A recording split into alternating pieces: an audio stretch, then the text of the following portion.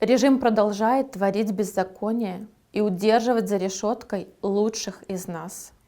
Люди, которые вышли мирно, но громогласно заявить о своем отношении к захватившему страну произволу, сейчас терпят пытки и мучения в тюремных стенах. Наши герои в заключении теряют здоровье, не видят жен и мужей, пропускают первые шаги своих маленьких детей, не могут унять слезы матерей. А еще они встречают в заключении свои дни рождения. И сегодня исполняется 50 лет Сергею Петрухину. Брестский блогер, автор YouTube-каналов «Народный репортер» и YouTube-депутаты. Во время предвыборной кампании поддерживал и освещал все происходящее с Сергеем Тихановским. Несколько лет вел борьбу против строительства аккумуляторного завода в Бресте. Поддерживал акции кормления голубей. Я лично не была знакома с Сергеем, к сожалению. Но вот так описывают его друзья.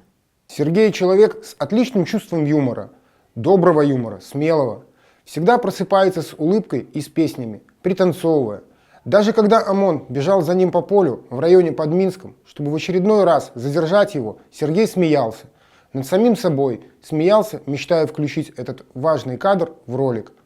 На момент его ареста, когда Сергей увидел десяток непонятных людей, которые приехали его арестовывать, догнав и надевая ему наручники, он и здесь отнесся с юмором. Сергей им говорил: «О, ребятки, а что ж вас так много, на меня одного? Значит, я важная фигура». Сергей – человек с огромным чувством патриотизма, любящий свой народ и свою страну. Долгими вечерами на посиделках мы мечтали о том, как мы будем жить так, чтобы всем было хорошо. Особенно Сергея волновало молодое поколение, так как у него растет сын, Ванечка. Ванечка пишет отцу письма, несмотря на его 8-летний возраст. Маме Сергея 82 года, и самое страшное, что она может не дождаться своего сына. Сергей – гордость для родных и миллионов белорусов. Я помню 6 мая. Была уже ночь. Бусик с ОМОНом стоял на трассе. Сергей решил скрыться от преследователей. Он бежал по полю, спотыкаясь и падая. На последнем шаге он лихо перескочил через забор, где уже был в безопасности. Кеды и джинсы были все в земле. Его было просто не узнать. Мы прятались, но с рассветом его задержали.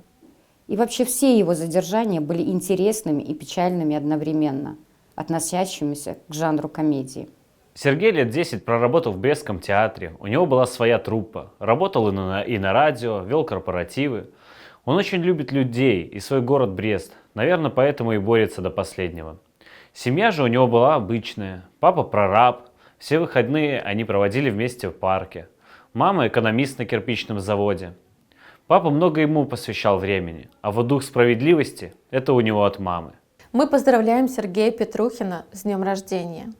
50 лет – это знаковая дата в жизни любого человека. Время расцвета и время подведения первых итогов. Сергей всю жизнь активно отстаивал свою позицию. Он пример настоящего гражданина и действительно свободного человека. Для режима Лукашенко такие люди особенно опасны. Поэтому Сергей Петрухин и находится теперь в тюрьме. Не сомневаюсь, что Сергей с честью пройдет выпавшие на его долю испытания, станет сильнее и обретет реальную свободу. Наша задача – помочь ему, добившись ухода диктатора. А еще мы морально можем поддержать Сергея с помощью писем. Даже самому сильному человеку в тюрьме порой бывает грустно и одиноко, а любая связь с внешним миром не позволит впасть в уныние. Но и отдельно я хочу поздравить судей, прокуроров, милиционеров, тюремщиков и прочих служителей закона.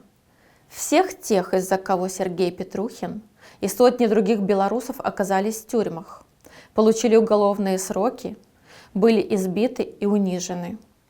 Поздравить и пожелать вам здоровья. Оно вам ой как пригодится. У вас все еще впереди и суды, и приговоры, и этапы, и общественные порицания. На Божий суд не надейтесь. Вы при жизни за все ответите. И время подвести итоги вашей деятельности наступит очень скоро.